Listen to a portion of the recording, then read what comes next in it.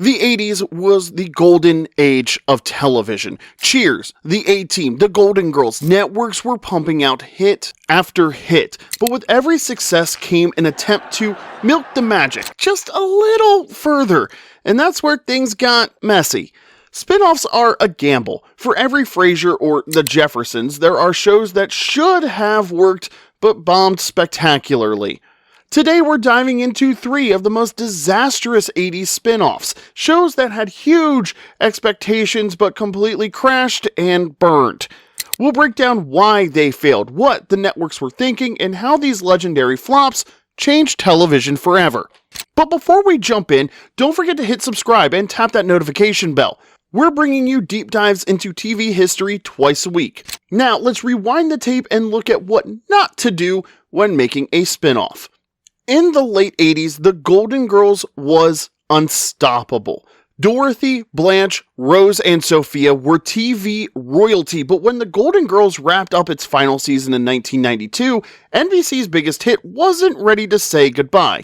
Well, B. Arthur was, and that was a huge problem.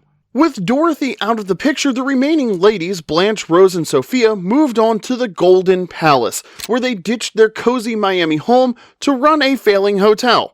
That's right, they went from cheesecake on the Lanai to dealing with plumbing disasters and overbooked rooms.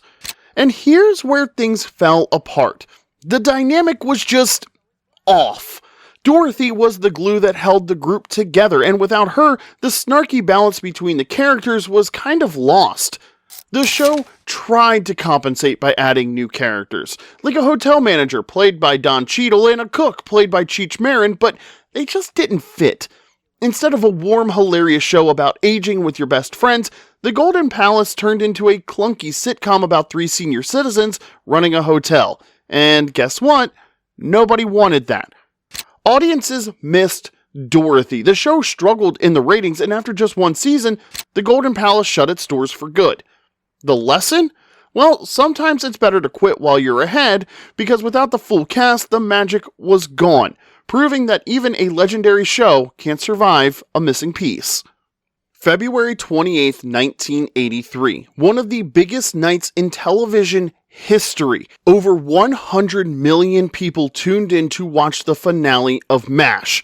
That's more than the Super Bowl that year. It was an emotional farewell to one of television's greatest shows. CBS had a problem though. Their biggest hit was gone. Their solution? Spin it off! After MASH followed Colonel Potter, Klinger, and Father Mulcahy as they transitioned from the battlefield to a veterans hospital in Missouri.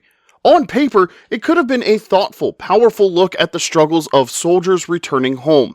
And for a little while, it was. The first season tackled PTSD, medical bureaucracy, and the struggles of war vets adjusting to civilian life.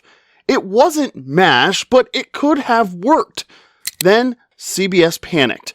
Ratings weren't good, so they demanded more comedy, more wacky antics, more forced humor, and worst of all, they put After MASH in a new time slot, directly against the A-Team.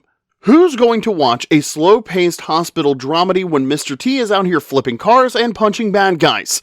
Season 2 was a disaster. CBS added an over-the-top VA hospital administrator to force sitcom hijinks into a show about war veterans struggling with trauma. It was a tone-deaf mess, and just 30 episodes in, After MASH was gone. The worst part? CBS almost made it worse. They had another spin-off in the works, Walter, following Radar as a rookie cop. After MASH flopped, they buried it. It aired once, late at night in a few small markets, and then vanished forever. So the next time you see a bad spin-off, just remember, it could have been Walter. And now we come to the most infamous 80s spin-off of all time, Joanie Loves Chachi. By the early 80s, Happy Days was running out of gas. ABC needed a fresh hit, and since Joanie and Chachi were fan favorites, the network thought, why not make them the stars? The concept, Joanie and Chachi moved to Chicago to start a rock band. Each episode featured original songs performed by the cast, and yes, this was a musical sitcom. The problem? The music was bad, the comedy was worse, and the chemistry that made them fun side characters on Happy Days completely fell apart when they were the main focus. ABC thought they had a hit.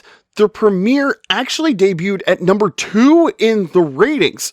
But there was a catch. It aired right after Happy Days. The moment ABC moved it to a different night, ratings collapsed.